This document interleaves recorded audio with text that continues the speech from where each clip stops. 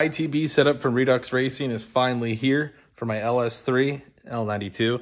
We're going to get it set up. Pretty excited to work through this thing, get everything assembled, and see it on the engine. Now I'm going to try to cover the general setup. If you want to watch Redux's actual video on assembly, it's here. It's a few years old, and it's a little fast-paced, so I'm just going to try to walk through it kind of at my pace, hopefully capture everything. Once again, this is an ITB kit for a Rect port setup. I assume it's the same thing for Cathedral port. We're just going to go ahead and get everything out of the box. There's a lot of small parts. So for a really simple summary, we have our throttle bodies, we have our trumpets, kind of the main cast like manifold intake runners. We have our throttle linkage, have that mount block or whatever it is, the links that ends up holding our runners together. Then over here, this is the large airflow meter, some clamps here, a huge bag of hardware. These are the dome filters and Redux Racing stickers. So if you watch Redux's video, the first step is getting the intake runners set together. They have interlocking tabs and just getting a couple screws in there. I'm gonna clear everything off the table, just get those runners set up. You have a large bag of hardware here. This hardware, as you can see, is in a bunch of smaller bags. So if we go ahead and pull open all this hardware,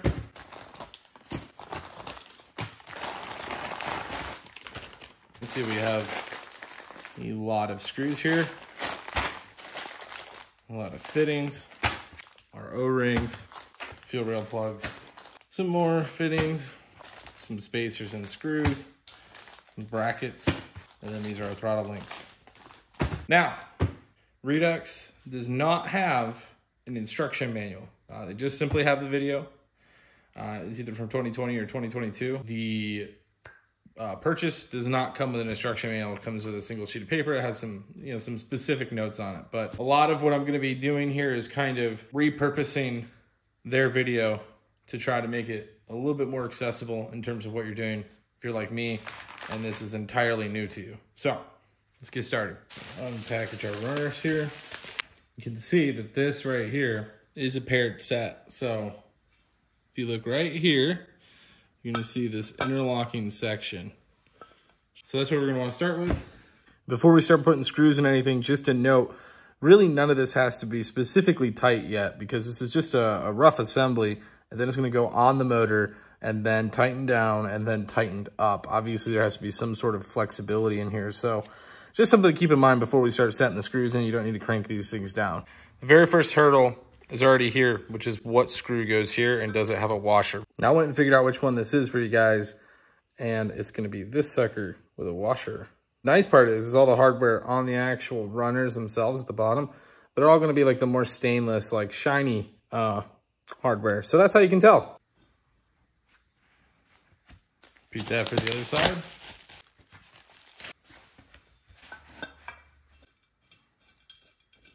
Now that we have both our runner sets connected, we're going to go ahead and clear the table off a little bit, and we're going to move to installing the fittings.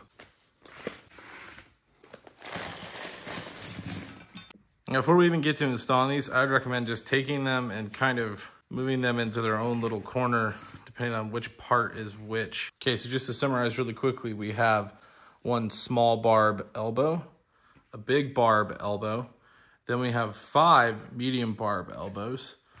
We'll have 1 straight small barb, 11 of these medium barbs, and then 1 large barb. Then we also have 5 of these T-fittings. Got some gray RTV. This is what they used in their video, so go ahead and crack that open. First 3 ports here are gonna be our T's. So go ahead and get some RTV on the T's, work those in, and then this last port here is gonna be one of our 90s. Get our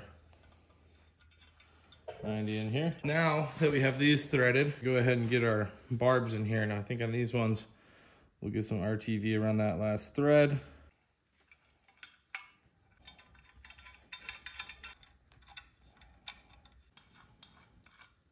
This in the back, this is the larger brake booster. Now in the video, this is a straight section, but their product comes with an instruction sheet, and right there you can see it says brake booster hose. So this is just a regular 90 that goes here now.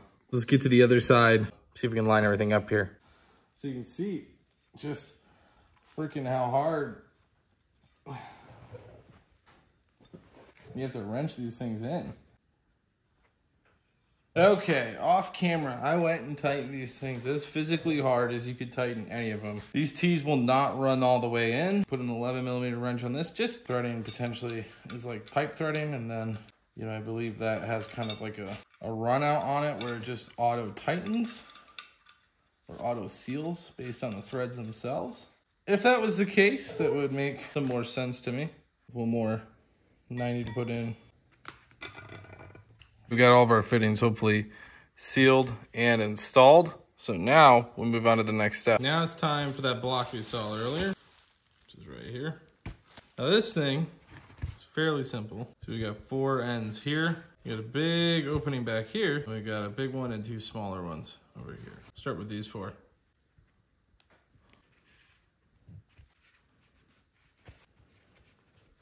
We know this one goes here. Based on the video, the small nipple goes here, and then I guess this one is gonna go here.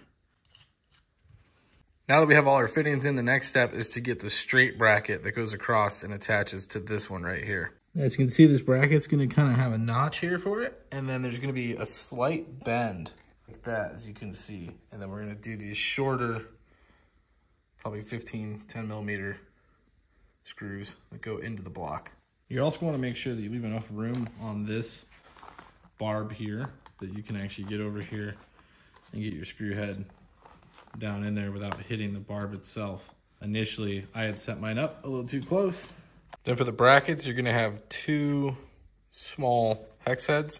I believe he installed some with a washer here, but that's going to be what attaches this to this.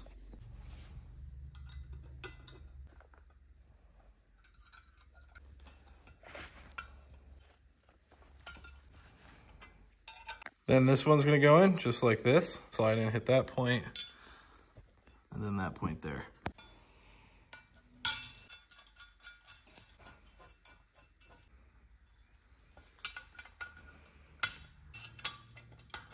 Now, in the video, their next step is putting in the hose and running all the vacuum lines. I actually don't have any 5/16 vacuum. I thought I did. I have 1/4 inch. So I'm gonna move ahead to the next step and then come back to this. We gotta take these out, and this bracket right here drops in and goes across. You're gonna drop it in like this with a block in the back there.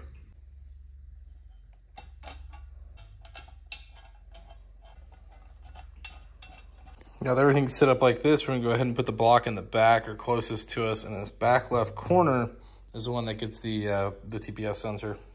So once again, at the back, you're gonna have the one with the TPS. Then you're gonna have just kind of a straight shaft one. Those are gonna be the 2 at the back. The next row up, you're gonna have this long shaft one, and then kind of a slightly longer. Then you're gonna have a long shaft and a slightly longer. And then we're gonna go back to just a regular transfer, but both of these are gonna have the actual throttle linkages. But before we go any further, we gotta get all the O-rings in them.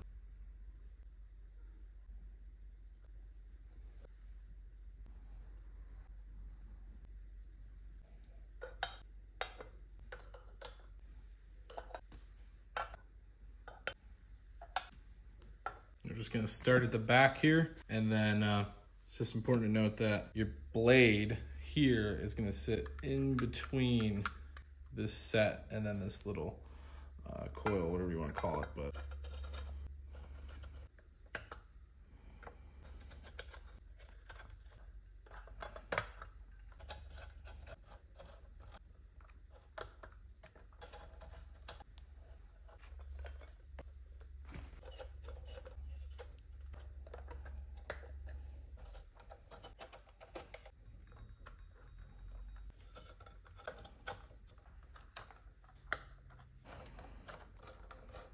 .5/16 vacuum line showed up.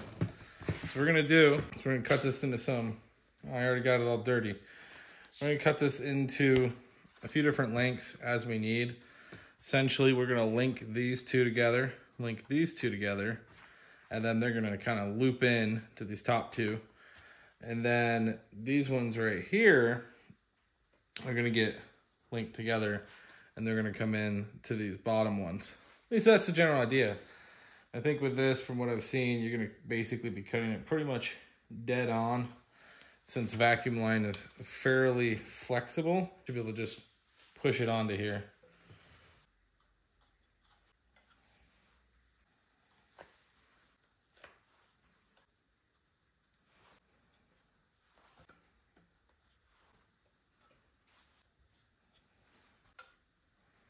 Next up, we're going to take our throttle bracket here, just like this, and it's going to slide in between here. There's 2 threaded holes here, just like that. One of the short hexes with a washer, and just on either side. Next up is this guy. It's going to go in here, mount on this one. And then up there, you can see there's also a mounting hole.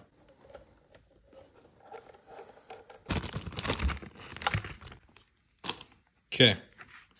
Next up, we got our throttle linkages. In the video, they mentioned you want the right-hand thread at the bottom. That way, both of your linkages are set up in the same way. So we're going to get these installed now.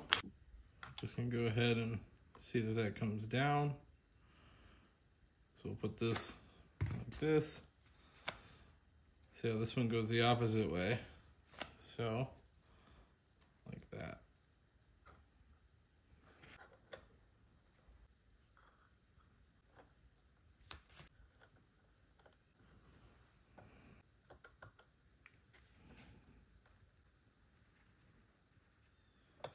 Now I feel like this part is pretty self-explanatory, but at this point you can put your sensors in. Go ahead and get your TPS set up.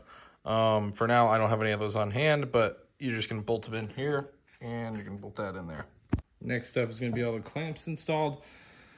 Obviously, logo out. This screw on the outside, which is what actually does the clamping, you wanna make sure that that, like I said, is facing the outside. So it's just gonna sit on like that.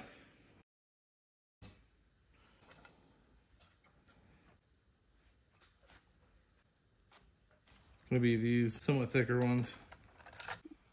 Now you flip it over, and at this point, go ahead and put our O-rings in the bottom of the runners.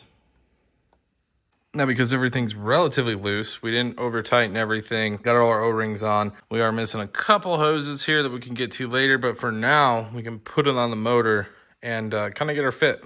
This is also where all your bolts with the remaining washers are gonna come into play. These longer ones. Now I'm not completely done with mine. I need a couple more things, so I'm not gonna fully bolt it down. But what I am gonna do, I'm gonna get the trumpets on here just for the final look. Then these remaining screws here are gonna be what you use to tighten your clamps down once you get your trumpets down inside. Now, because I gotta take everything back off, I am stopping here. I feel like you guys can get the gist of it and finish out the rest of it from here. So I'm gonna take this all back apart, so I can get my sensors in, get my hoses on. But I hope this video helped you out. If it did, leave a like. Otherwise, that will conclude our Redux Racing LS3 ITB assembly video.